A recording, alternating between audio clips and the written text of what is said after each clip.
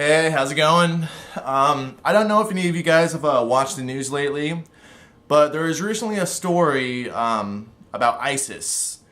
The ISIS government released a video of them setting a Jordanian pilot on fire. Now, I don't know if any of you guys have watched the video. It's pretty fucking terrible. Basically, there's a guy in a cage, and they light this little trail of gasoline or something like that. And the guy can see the fire being lit as it goes towards him. And he's just sitting in there. He like utters a prayer before it happens, and then it sets him on fire, and he's just struggling for his life. It's really fucked up. You know, if you're squeamish, I wouldn't advise watching it. But so anyway, it was a Jordanian pilot that they set on fire, and they released it. And in Jordan, the country that neighbors where ISIS exists, they have had somewhat of an uprising. They want to. Jordan takes part in the bombings against ISIS. So they have vowed to step up their bombing operations and things like that. I do think there's a bigger question to be asked regarding the situation. Why did ISIS release this video? What is the purpose of them releasing this video? I mean, it's a very disturbing video. You know, ISIS obviously is a pretty horrific terrorist organization. But I think the answer to that question is this. The reason that they released that video was to get a rise out of its enemies.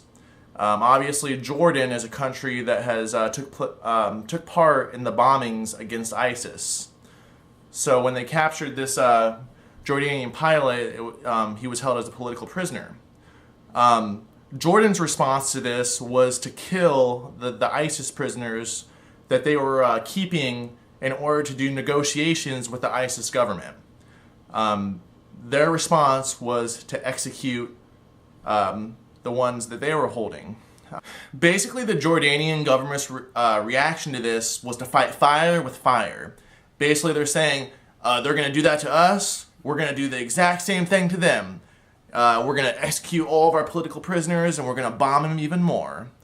So, in retrospect, I really do kind of think that that kind of response is a little bit short-sighted. I mean, it's kind of obvious that the ISIS government want to get a reaction out of the Jordanian government. They want Jordan to increase military conflict with ISIS.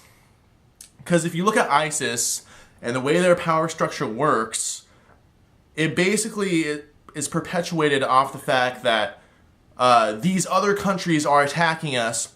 Therefore, the things that we are doing are justified.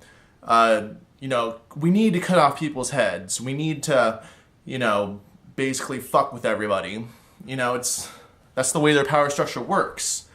If you look at like Iraq and Syria, the area that ISIS controls, the people within that area are basically impoverished right now. They cannot trade with any other nation, very few nations at the moment. They're getting poor, you know, poverty and hunger is spreading across the land. All the areas that they live in are being attacked and bombarded by foreign enemies. You know, obviously they're being bombed by us, the United States. They're not living a very happy life right now, to be honest. It would be very terrible to live in that area of the world right now. And so in order for the government that exists as ISIS to flourish, they need to make the people believe that this is all happening because of our foreign enemies. It's all their fault. It's not our fault as leaders. So, for me, it's very obvious to see the reason that they released this video. Now, the United States is not doing very much to help end the wars in the Middle East. If anything, we're basically perpetuating them. Now, if you don't know, Obama has sent fighters and also 3,000 people, boots on the ground, in Iraq. We have been bombing ISIS for the past year or so now. We've been doing it for a while. So, I don't believe that the answer to ending war is more war. This is not going to be successful in the long term. There's actually studies that show when we start bombing nations, the amount of terrorism within those countries begin to increase. This was actually shown in Somalia and Yemen, based on a study that was done there. So the answer to stopping war is not more war.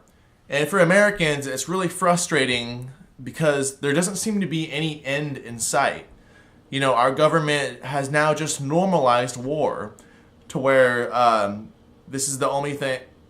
Basically, our government has basically just normalized war, and we don't really have any option against it. Nothing within our government seems like it's ever going to change its mind. We're just going to have war for the next 20 to 30 fucking years. And people, if you remember back in 2006, especially, there was a big anti-war fervor, especially within the Democratic Party. And we elected Obama and a Democratic Congress in, and they did not stop the war. They basically exited Iraq on Bush's timetable, and nothing was really done. In fact, since Obama's been in office, he has now basically started a war with Syria and Iraq. It kind of pisses me off how, especially the Democratic Party tries to say things like, oh, we're not putting boots on the ground, therefore it's not war. No. When you bomb a fucking people and blow up their fucking military and their cities and stuff like that, that is going to war. We are at war with Iraq and Syria. Even if the governments of those, even though they have split governments, we're at war with ISIS, essentially. But, so we're basically continuing our perpetual conflict with that area of the world. And based on the fact that we're doing the exact same thing that we did back in 2003, it doesn't seem like anything is going to improve. I do not believe that because we're going to war and bombing their countries that this is somehow going to stop at some period of time. And the thing I think people need to realize is that it's not going to stop. They are not doing this because they want war to stop. They are basically investing in perpetual war based on the fact that money gets inside our politics. If you have not been paying attention to American politics, defense contractors give the Democratic Party too, but most of the Republican Party, they give donations and money to the Republican Party, and in return, the Republican Party and some Democrats then defend the military and support additional war, because the defense contractors obtain large amounts of money when we have an armed conflict. So, this has been going on for the past 2-3 decades. War is being waged so a select few people in our country can make a lot of money. And it's sickening. Our country is being used for money. People's lives are ending to make money. And that's the reality of what's taking place within our political system. We have to make this stop. We need to fucking get money out of politics, and we need to fucking end these wars.